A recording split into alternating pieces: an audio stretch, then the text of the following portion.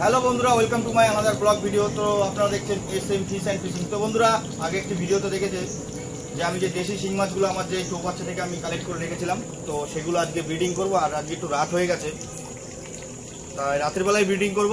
তো আমি ক্যামেরা পার্সনকে দেখাবো, যে বলবো যে আমার এই মাছগুলো আমি দেখাতে, তো তখনই তুলে রেখেছিলাম।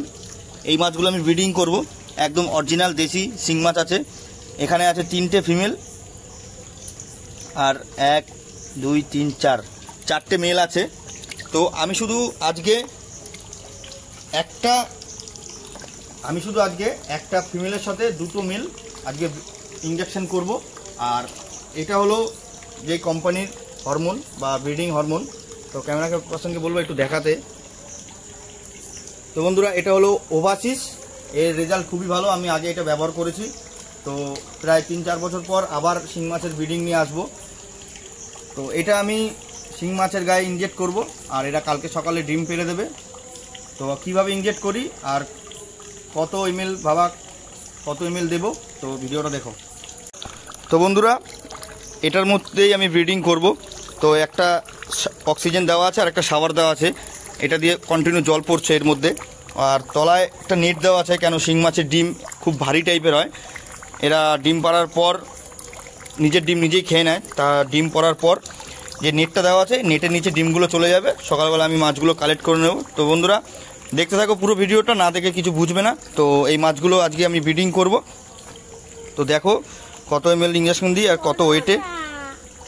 তো বন্ধুরা, আমি যে ইঞ্জেকশন নিয়ে নিয়েছি, এটা হলো 1 ml এর ইঞ্জেকশন, সুগারের ইঞ্জেকশন, ঠিক আছে। তো আমি আগে মেলটাকে ইঞ্জেকশন করব।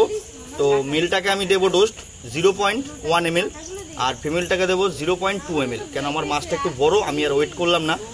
তো তোমাদের মাছের ওয়েট যদি কারোর 100 গ্রামের উপরে হয়ে থাকে, তারা 0.2 ml বা 2.5 ml দিতে পারো, 0.2 ml। আর এই মেলটা একটু সাইজটা একটু ছোট আছে, তার জন্য আমি 0.1 ml আমি মেলটাকে ডোজ করব। তো সবার প্রথম আমি ক্যামেরা পার্সনকে বলবো একটু সামনে নিয়ে আসতে। তো মাছটার আমি মাচালে যেহেতু এখানটায় আমি ইনজেক্ট করব বা কানের নিচেও দেওয়া যায়। তো ফ্রেন্ড, আমি 0.1 ml মাছটাকে আগে ডোজ দিচ্ছি মাচালে। তো দেখো ফ্রেন্ড, দেখাবো ইঞ্জেকশনটা আমি মাচালে দিচ্ছি।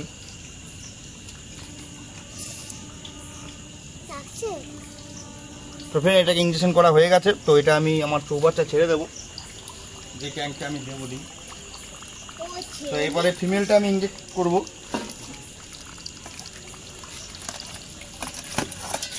তো ফ্রেন্ড, দেখতেই পাচ্ছ ফিমেলটার সাইজটা কিরকম আছে। তো ফিমেলটাকে আমি ইনজেকশন করব। এটাকে দেবো 0.25 ml, 0.2 ml দেবো।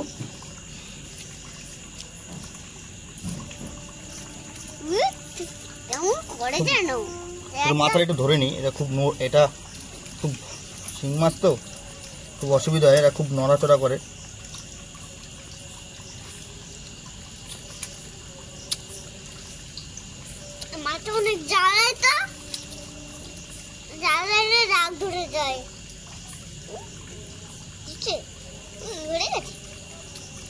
তো এটা আমি ছেড়ে দেবো।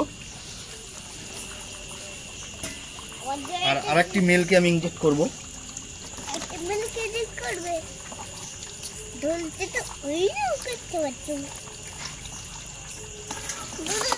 বড় মেলটাকে করলাম না, তো এই সাইজের মেলটাকে ইনজেক্ট করব।